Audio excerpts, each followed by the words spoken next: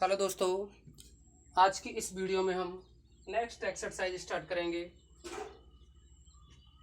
Chapter number 3 और ये है अचर गुणांकों वाले रैखिक अवकल समीकरण।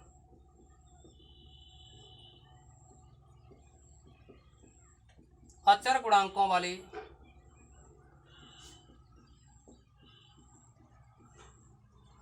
रैखिक अवकल समीकरण।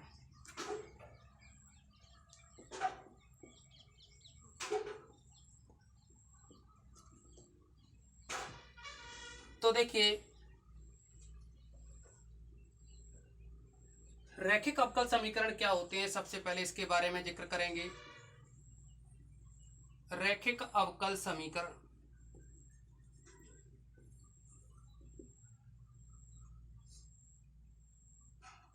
तो रैखिक अवकल समीकरण के बारे में देखिए, कोई भी अवकल समीकरण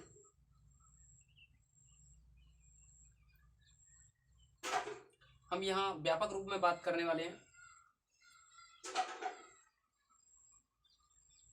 और वो भी एन कोटि का रैखिक अवकल समीकरण। तो देखिए,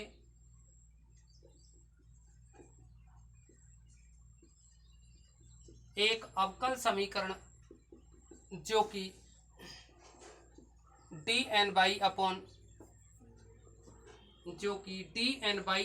D x N plus p one D N minus y upon D x N minus one plus p two D N minus two y upon D x N minus two plus last जो term है उसे p n लिख दें into में y equal to Q x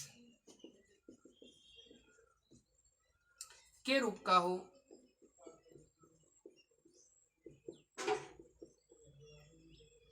रैखिक अवकल के रूप का हो, एन घात का रैखिक अवकल समीकरण कहलाता है।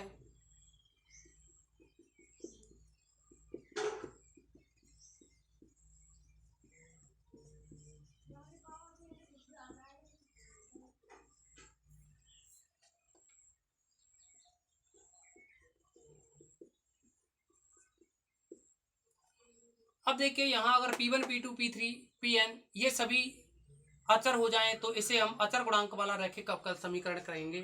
यदि समीकरण एक में गुणांक P1, P2, P3, Pn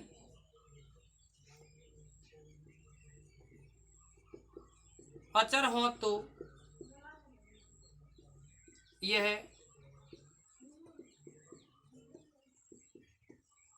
अचर गुणांक वाला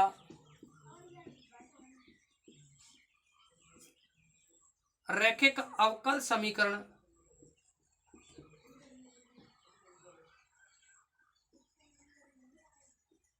कहलाता है। ये अचर गुणांक वाला रैखिक अवकल समीकरण कहलाएगा यदि यहाँ P1, P2, P3, Pn ये सभी क्या है, कांस्टेंट हो। अब देखिए, यहाँ से ये डेफिनेशन पूछी जा सकती है। अब इसी के साथ ये जो समीकरण नंबर 1 है इसकी जरूरत पड़ेगी। अभी देखिए, कुछ विशेष रूप निकालना चाह रहे हैं यहाँ से।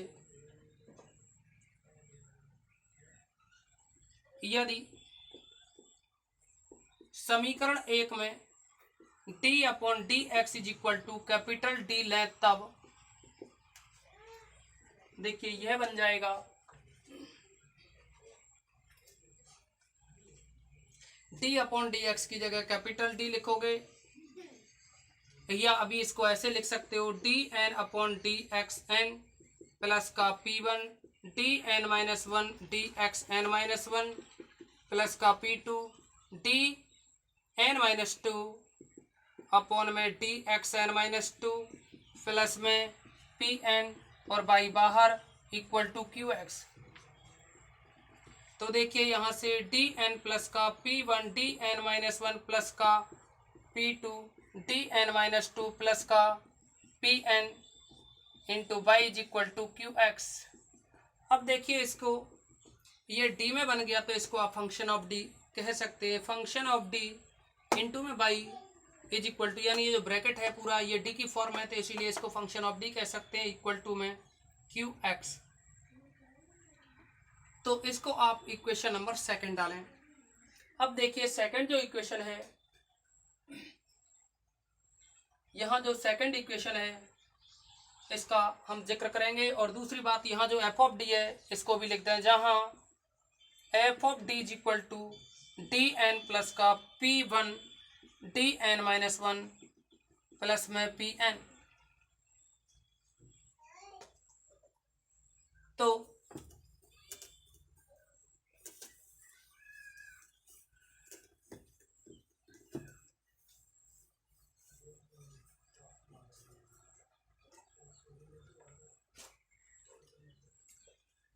अब हम बात करेंगे, एक तो होता है, देखिए ये जो अवकल समीकरण है इससे हमें दो हल प्राप्त होते हैं। एक हल तो मिलता है हमें लेफ्ट साइड से, दूसरा मिलता है राइट साइड से। लेफ्ट साइड से जो मिलता है उसको हम पूरक फलन बोलते हैं, और राइट साइड से जो मिलता है उसे विशिष्ट समाकलन के नाम से जानते हैं। तो यहाँ पूरक फलन और विशिष्ट समाकलन के बारे में पढ़ेंगे हम। अब देखिए, किसी भी रैखिक अवकल समीकरण का जो व्यापक हल होता है, यानी जो समीकरण नंबर 2 था, यहाँ समीकरण नंबर 2 का जो व्यापक हल होगा,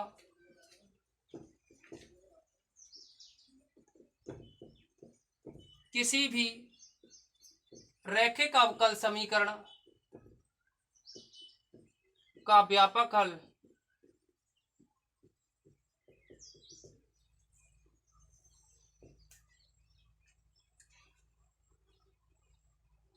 तो देखेंगे आप सभी कि किसी भी अवकल समीकरण का जो व्यापक हल होता है वह दो भागों में बटा होता है।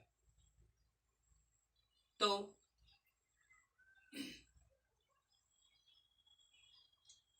हम ये कह सकते हैं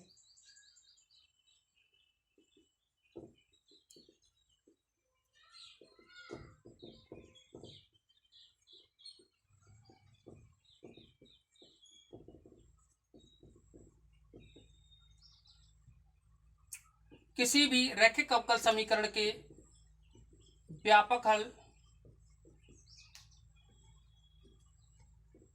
का व्यापक हल,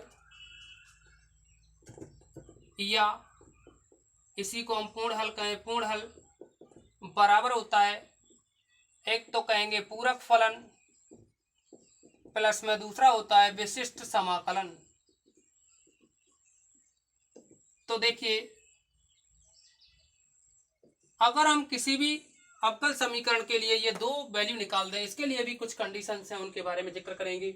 अगर हम किसी भी अवकल समीकरण के लिए ये दो वैल्यू निकाल दें तो y इज इक्वल टू, देखिए इसको हम ये कह सकते हैं y इज इक्वल टू, ये पूरक फलन को आप कॉम्प्लीमेंट्री फंक्शन पढ़ोगे इसीलिए सी एफ से डिनोट कर दो, प्लस यहाँ विशिष्ट समाकलन को आप पर्टिकुलर इंटीग्रेशन पढ़ोगे तो पी आई से डिनोट कर दो। तो यानी y is equal to C F plus P I होता है किसी भी अवकल समीकरण का जो व्यापक हल होता है। इसी के साथ में अब हम देखिए पूरक फलन कैसे निकालते हैं और विशिष्ट समाकलन कैसे निकालते हैं, तो इसके बारे में चर्चा करेंगे। इनको भी निकालने से पहले एक और बात आती है, सहायक समीकरण। तो देखिए सहायक समीकरण कैसे निकालेंगे इसके बारे में भी जानें।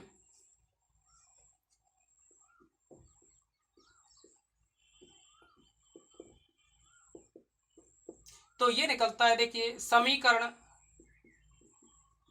F of D into Y is equal to Q X में D is equal to M लेने पर F of M equal to 0, यानी डी की जगह यहाँ लेफ्ट साइड में डी की जगह एम लिख दो और उसे 0 के इक्वल कर दो, ले तब यह सहायक समीकरण ऑक्सिलरी इक्वेशन सहायक समीकरण कहलाता है। अब देखिए सहायक समीकरण है, एम में बनेगा, अगर ये एम में बनेगा तो इसके मूल मिलेंगे, हमें क्या मिलेंगे, रूट्स, जिससे हम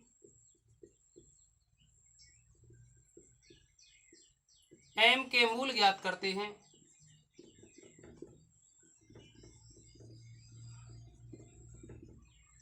अब देखिए सहायक समीकरण का तो बस इतना ही रोल होता है। इसके बाद में जो सी एफ यानी सी एफ जो पूरक फलन है उसको कैसे निकालते हैं, उसे निकालने की विधि के बारे में बात करेंगे। तो कुछ इसके 4-5 स्टेप हैं, याद रखने होंगे आपको। पूरक फलन ज्ञात करना,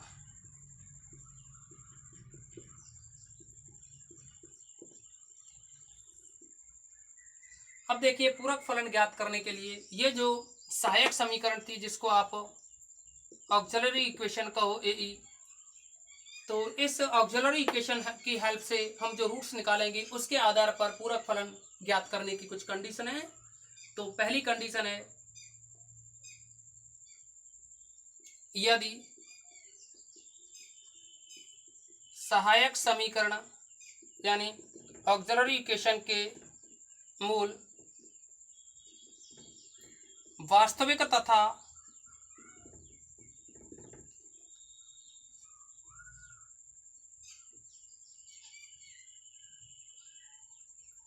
भिन्न भिन्न है, अर्थात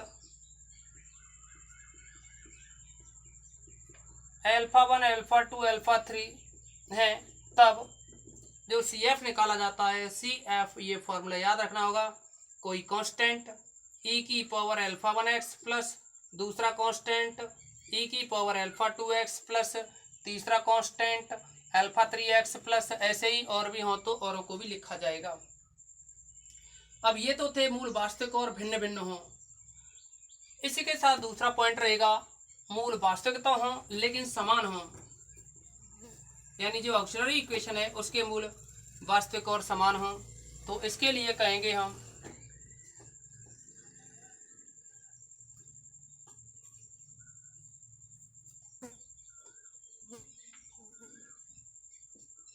दूसरा पॉइंट रहेगा यदि एई के मूल, एई बोले तो ऑक्सिलरी इक्वेशन के मूल वास्तविक तथा समान हो, अर्थात alpha 1 equal to alpha 2 equal to alpha 3, इनको हम अल्फा मान लें यानी सभी मूल समान हो, तो इनको हमने अल्फा मान लिया। तब सी एफ जो होगा उसका फॉर्मूला बनेगा, अगर 3 मूल समान है तो 3 बार लिखेंगे C1 plus C2x plus C3x square और e की पावर अल्फा x, ये जो अल्फा है। तीसरा पॉइंट रहेगा यदि एई के मूल या एई का मूल alpha plus minus iota beta है, तब जो सी एफ बनेगा वो रहेगा C F is equal to E की power alpha x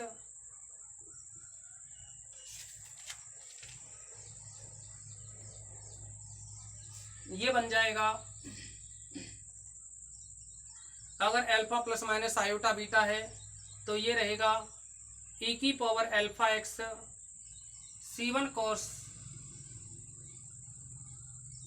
beta X plus C2 sine beta X. इसी को आप दूसरा ये भी लिख सकते हैं ए ई की power alpha x cos beta X plus D, या यहाँ ए की जगह सी भी लिख सकते हो, ये कांस्टेंट है। देखिए यहाँ अल्फा बीटा सी डी ये अगर चेंज हो जाए, देखिए अल्फा बीटा तो यहाँ दे ही रखे हैं आपके लिए, लेकिन अगर इसमें जो कांस्टेंट सी और डी है ये चेंज हो जाए तो इससे कोई फर्क नहीं पड़ता है। इसी के साथ एक और बात करें 4th नंबर का, यदि एई के मूल alpha plus minus iota beta और दूसरा भी इतना ही हो alpha plus minus iota beta यानी रिपीट हो जाए, हाँ, तो जो सी एफ निकलता है वो बनेगा ई की power alpha X C1 plus का C2x cos beta X plus का C3 प्लस का C4x साइन बीटा एक्स। ये बन जाएगा चौथा। अब देखिए इसी के आधार पर आपको एक प्रॉब्लम बताते हैं।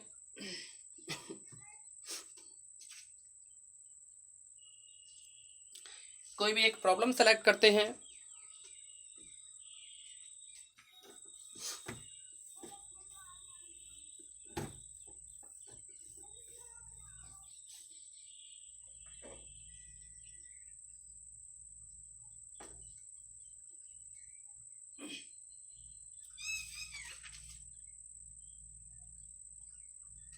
प्रॉब्लम सेलेक्ट कर रहे हैं, 9th नंबर का क्वेश्चन है और ये है थर्ड ए एक्सरसाइज का।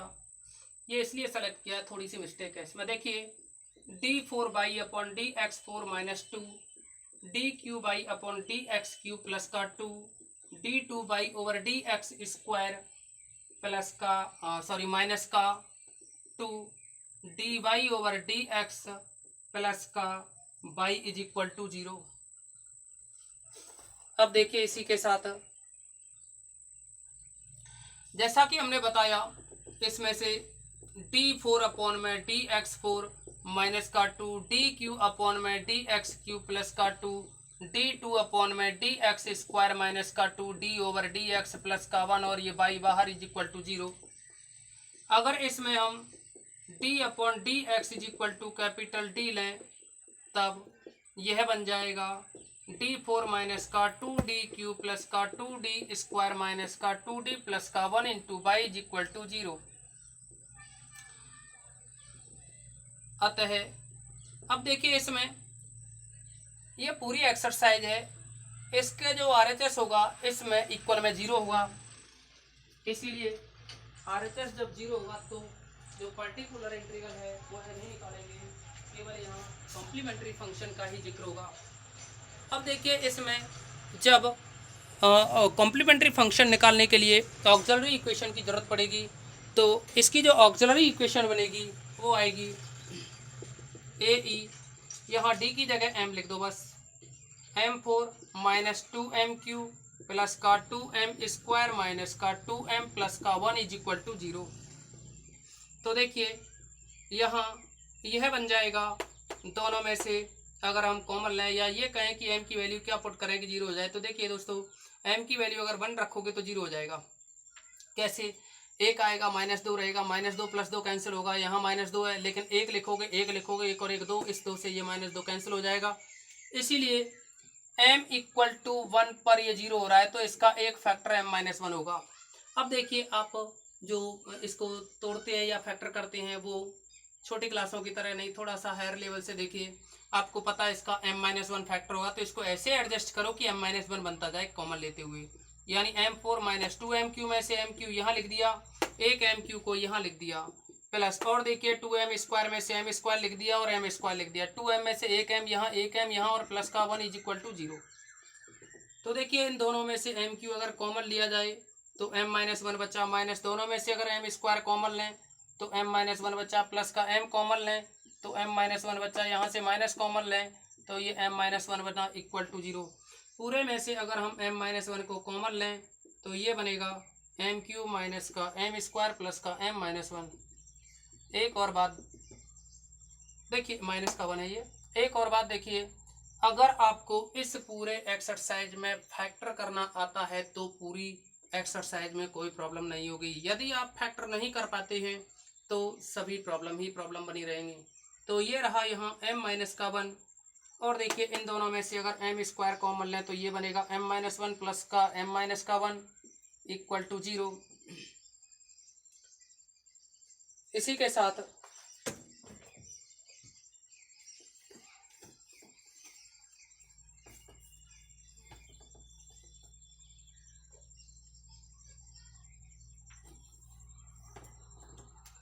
यह बन जाएगा, यहाँ से भी m-1 कॉमन निकालें तो m-1 का होल स्क्वायर, m-1 का स्क्वायर, दूसरा ये m स्क्वायर प्लस 1 रहेगा, m square plus 1 is equal to 0। अब देखिए यहाँ से m-1 का स्क्वायर इक्वल टू 0 लिखोगे और दूसरा आएगा m square plus 1 is equal to 0। यहाँ से रहा m-1 इक्वल टू 0। देखो दो बार है तो m-1 इक्वल टू 0 लिखोगे तो m इक्वल टू 1 आएगा ना, लेकिन दो बार है तो इसीलिए दो बार लिखोगे इसको। दूसरा यहाँ से ये बनेगा m square is equal to -1, और यहाँ से जब m की वैल्यू निकालोगे तो ये आएगी +- और जब m निकालोगे तो ये बनेगा ±√-1 को आयोटा कहते हैं, यानी आप इसको लिख सकते हो 0 ± का 1 इंटू आयोटा। तो देखिए ये हो गया अल्फा ± का बीटा इंटू आयोटा, ये फॉर्म बन गई। जहाँ अल्फा बीटा का जिक्र करें तो अल्फा इज इक्वल टू है 0, और जो बीटा की वैल्यू की बात करें तो बीटा इज इक्वल टू 1। अब देखिए दो तरीके से आंसर लिख सकते हो। अब हमने आप लोगों को बताया कि जब मूलों की पुनरावृत्ति हो यानी पूर्ण हल होगा, यहाँ पर्टिकुलर सॉल्यूशन निकलेगा नहीं क्योंकि पूरे सवाल में RHS 0 है। तो हम आपको पहले ही जिक्र कर चुके हैं, यदि इस पूरी एक्सरसाइज में कहीं भी पर्टिकुलर इंटीग्रल नहीं निकलेगा, नेक्स्ट एक्सरसाइज में पर्टिकुलर इंटीग्रल निकालेंगे। और हम क्या निकालेंगे, क्वेश्चन अपने आप ही कहेगा, वहाँ जब 0 नहीं होगा तो निकालना पड़ेगा। मेथड भी दिखाएंगे आपको, लेकिन फिलहाल इसके बारे में जानें। अतः पूर्ण हल y इज इक्वल टू, देखिए दो मूल रिपीट हुए हैं तो इसीलिए क्या लिखेंगे, फॉर्मूला था c1 + c2x और e की पावर अल्फा x, ये था। दूसरी बात, अगर हमने c1 c2 यहाँ काम में ले लिए तो अब जरूर नहीं, अब की बार c3 c4 कह देंगे। देखिए अगर अल्फा ± आयोटा बीटा हो तो फॉर्मूला था e की power alpha x c1 cos beta x plus का c2 sin बीटा x, ये फॉर्मूला था। तो देखिए अब यहाँ e की पावर जो अल्फा x है, अब क्योंकि अल्फा यहाँ है तो अब की बार कुछ नाम दे दो, दूसरा अल्फा टेस्ट कह दो, क्योंकि अल्फा हम पहले काम में ले चुके हैं फॉर्मूले में, और ये जरूरी नहीं है कि आप बार बार फॉर्मूले लिखो। दूसरा है ये c1, अब देखिए c1 c2 हम पहले ले चुके हैं तो यहाँ c3 लिख रहे हैं cos बीटा x प्लस यहाँ c4 लिख रहे हैं sin बीटा x। इसी के साथ में यह रहा y is equal to c1 + c2x, तो देखिए c1 c2 यूं ही रहेगा c1 प्लस का c2x और e की पावर अल्फा, अल्फा का मतलब है जो मूल था, 1 है ना, तो 1 ही लिखोगे 1x, फिर e की पावर अल्फा डैश कह दो या अल्फा कह दो, एक ही बात है। तो यहाँ अल्फा की जगह 0 लिखोगे तो 0x, और ये रहेगा c3 cos बीटा, बीटा की जगह 1 है तो 1 लिखेंगे, तो ये आएगा 1x प्लस का c4 sin बीटा, बीटा की जगह 1 है तो 1 लिखो या मत लिखो।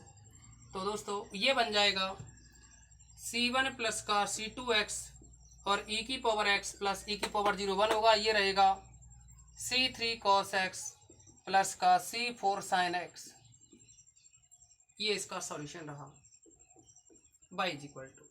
तो इस तरह से और भी प्रॉब्लम्स आपको सॉल्व करनी होंगी। बस आज की वीडियो में इतना ही।